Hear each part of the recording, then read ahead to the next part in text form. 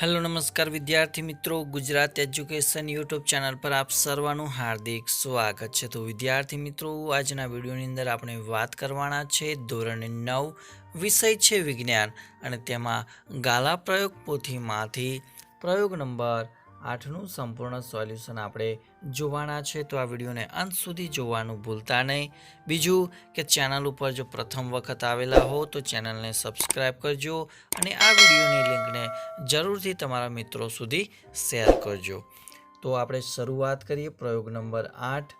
એની અંદર હેતુ છે કે કેરોસીન અને પાણીના મિશ્રણમાંથી ઘટકો છૂટા પાડવા। તો સાધનો છે કે ભિન્નકારી ગળણી, સ્ટેન્ડ, સ્ટોપકોક અને બીકર। પદાર્થની અંદર કેરોસીન અને પાણીનો આપણે ઉપયોગ કરવાના છીએ। તો અહીંયા તમે આકૃતિ જોઈ શકો છો। તો આ પ્રમાણેની આકૃતિ તમારે અહીં આકૃતિ દોરો એ ભાગની અંદર તમારે દોરવાની છે। ત્યારબાદ આ પ્રયોગ તમે કેવી રીતે કરશો તો એની જે પદ્ધતિ છે એ પદ્ધતિ આપણે જોઈએ। તો એક ભિન્નકારી ગળણી લઈ તેને સ્ટેન્ડમાં ભરાવો। ભિન્નકારી ગળણીનો સ્ટોપકોક બંધ કરી તેમાં કેરોસીન અને પાણીનું મિશ્રણ ભરો। તેને થોડો સમય ખલેલ પહોંચાડ્યા સિવાય મૂકી રાખો। ભિન્નકારી ગળણી નીચે બીકર મૂકી તેનો સ્ટોપકોક ખોલો। ગળણીમાંથી પાણીના સ્તરને કાળજીપૂર્વક બીકરમાં લઈ લો। કેરોસીન સ્ટોપકોક સુધી પહોંચે ત્યારે સ્ટોપકોક બંધ કરી દો। આ પ્રયોગ પરથી આપણને જે અવલોકન જોવા મળે છે, તો અવલોકન કરતા કેરોસીન સ્ટોપકોક સુધી પહોંચે ત્યારે સ્ટોપકોક બંધ કરી દેતા પાણી અને કેરોસીન અલગ થઈ જાય છે। ત્યારબાદ આ પ્રયોગ પરથી આપણને નિર્ણય જોવા મળે છે કે ભિન્નકારી ગળણી દ્વારા કેરોસીન અને પાણીના મિશ્રણમાંથી ઘટકોને અલગીકરણ દ્વારા અલગ કરી શકાય છે। એટલે આ જે પ્રક્રિયા છે, પ્રક્રિયાનું નામ આવે છે અલગીકરણ પ્રક્રિયા।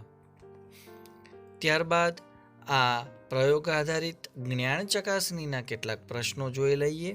એની અંદર પહેલો પ્રશ્ન છે કે નીચેના દરેક પ્રશ્નોની નીચે આપેલા વિકલ્પોમાંથી સાચો વિકલ્પ પસંદ કરીને ઉત્તર લખવાનો છે। પ્રશ્ન પહેલો છે કે એકબીજામાં મિશ્ર ન થઈ શકે તેવા બે પ્રવાહીઓ કયા કયા છે? તો આપણો જવાબ આવશે ડી, પાણી અને તેલ। બીજો પ્રશ્ન, નીચેના પૈકી શેમાં ટિન્ડલ અસર જોઈ શકાતી નથી? તો સાચો ઉત્તર આવશે એ, મીઠાનું દ્રાવણ। પ્રશ્ન નંબર 3, સાબુનું ફીણ એ શેનું કલીલ દ્રાવણ છે? તો એ આવશે વાયુનું પ્રવાહીમાં કલીલ દ્રાવણ છે। ચોથું છે કે હવા શું છે? તો જવાબ આવશે સી, હવા એ મિશ્રણ છે। ત્યારબાદ પ્રશ્ન નંબર 2 કે નીચેના વિધાનો ખરા છે કે ખોટા તે જણાવો। એમાં પહેલું વિધાન છે કે ચીઝ એ ઇમલ્શન પ્રકારનું કલીલ છે, તો આ વિધાન ખોટું છે। બીજું વિધાન, કલીલ સ્થાયી છે જ્યારે નિલંબન અસ્થાયી છે, તો આ વિધાન સાચું છે।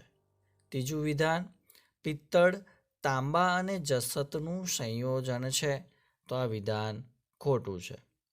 ચોથું વિધાન છે કે નિલંબિત કણોને નરી આંખે જોઈ શકાતા નથી, તો આ વિધાન પણ ખોટું છે। જ્યારે પાંચમું વિધાન છે કે કપૂર ઉધ્વપાતન પામતો પદાર્થ છે, તો આ વિધાન સાચું છે। તો મિત્રો, ધોરણ 9ની અંદર ગાલા પ્રયોગ પોથીમાંથી આપણે પ્રયોગ નંબર 8નું સંપૂર્ણ સોલ્યુશન નિહાળ્યું।